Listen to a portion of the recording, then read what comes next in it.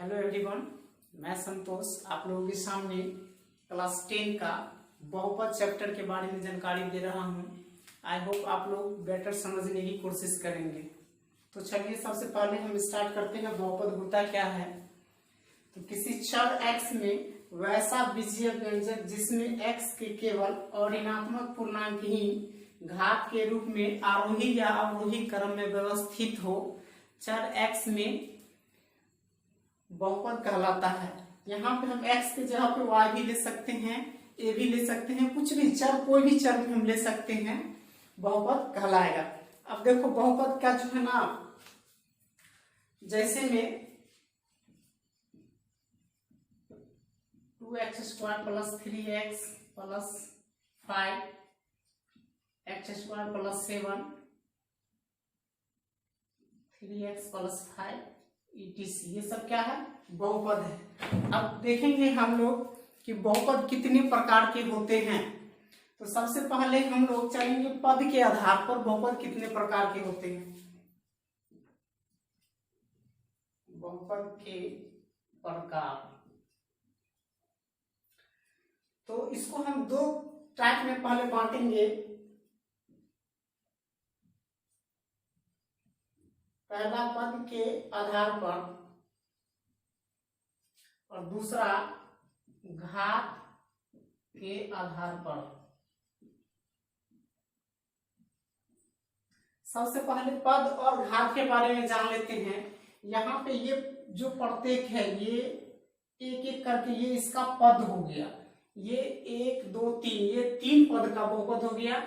इसमें 2 पद है, ये 2 पद का बहुपद हो गया। इसमें भी 2 पद है, तो 2 पद। इसको काउंट करके हम बता सकते हैं ये कितने पद का है।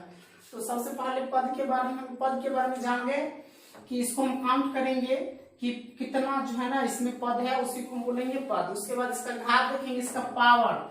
जैसे यहाँ पावर 2 है तो ये 2 घात हो गया, इसका पावर 2 है तो ये 2 घात हो गया, इसका पावर 1 है, 1 लिखा नहीं जाता, तो ये एक घाती या रैखिक हो गया। तो सबसे पहले हम चलेंगे पद के आधार पर। तो पद के आधार पर बहुपद निम्नलिखित प्रकार के होते हैं।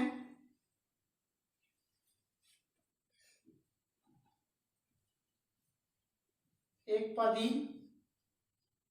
इसके आगे हम पहले ऊपर साफ मिटाते हैं, उसके बाद हम बता रहे हैं तुरंत जस्ट।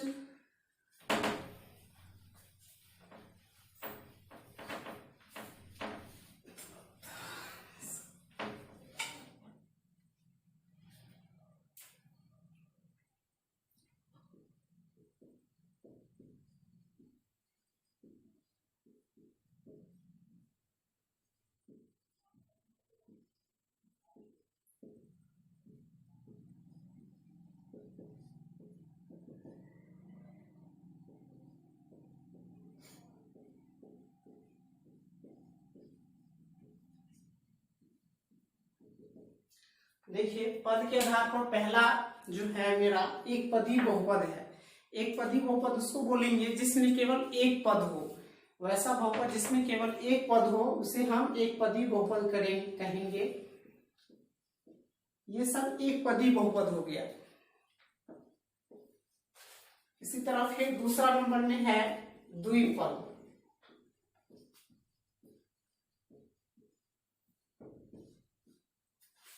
तो वैसा बहुपद जिसमें केवल 2 पद हो द्विपदी बहुपद कहलाता है। जैसे x plus 2 x² plus 5x 3x³ plus 7 etc, ये सब इसमें 2 पद है, इसलिए इसको द्विपदी बहुपद बोलेंगे।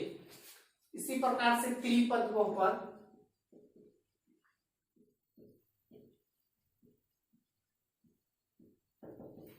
तो वैसा बहुपद जिसमें 3 पद हो उसे त्रिपद बहुपद कहते हैं। जैसे x² plus 5x plus 7 3x³ plus 5x² plus 2 etc, ये सब हो गया त्रिपद बहुपद। इसी तरह से जिसमें 4 पद रहेगा उसे 4 पदी बहुपद कहेंगे।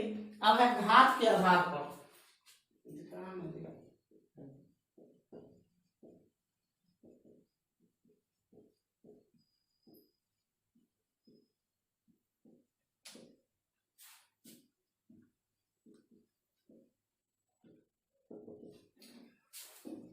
फर्स्ट है रैखिक बहुपद।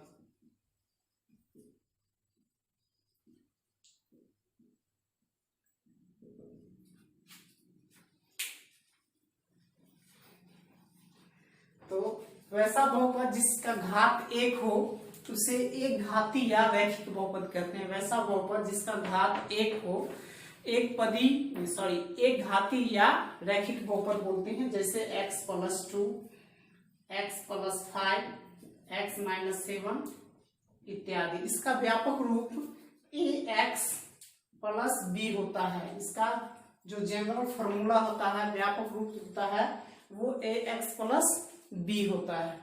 इसी प्रकार से दूसरा है द्विघात बहुपद। तो वैसा बहुपद जिसका घात 2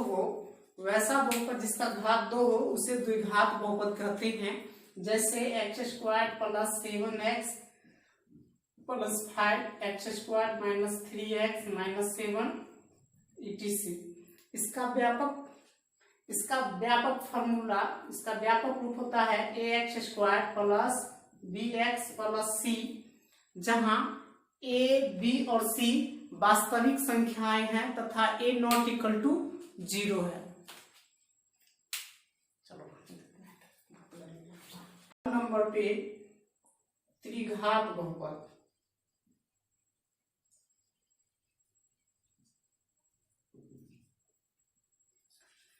तो वैसा बहुपद जिसका घात 3 हो, उसे त्रिघात बहुपद कहते हैं। जैसे 3x³ + 2x² + 5x - 7 -x³ + 7x² + 4x - 8।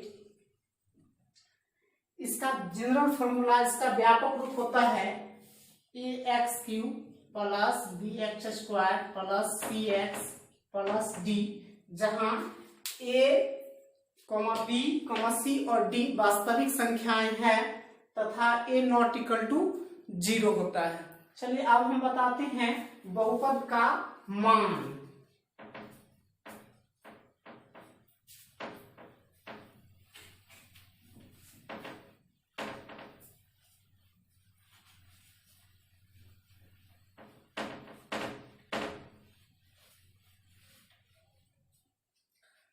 बहुपद के मान से पहले हम बहुपद के घात के बारे में बतलाते हैं।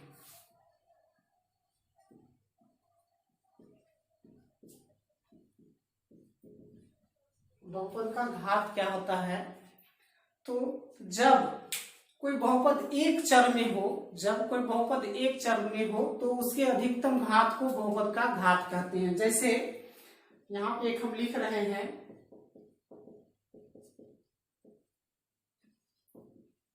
तो देखेंगे इस बहुपद में सबसे अधिकतम घात 5 है, तो ये जो है 5 घात वाला बहुपद कहलाएगा।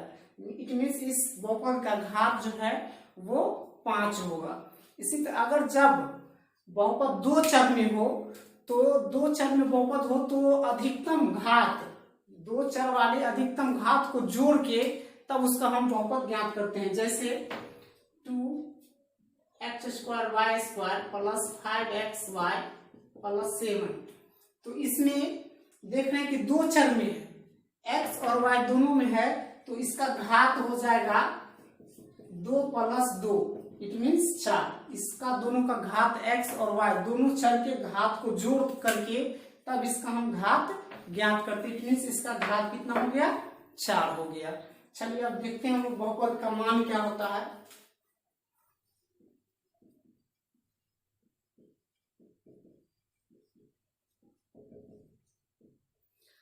तो बहुपद का मान ज्ञात करने के लिए सबसे पहले कोई मान लीजिए कि ये बहुपद दिया है px = x² + 5x + 7।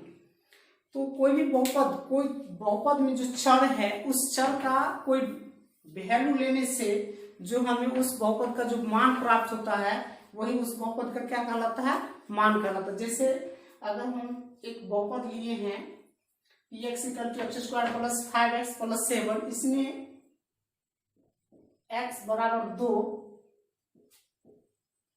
रखने पर प्राप्त मान, तो P2 वैल्यू बैठाएंगे x के जगह पर, तो 2 का square plus 5 into 2 plus 7, 4 plus 10 plus 7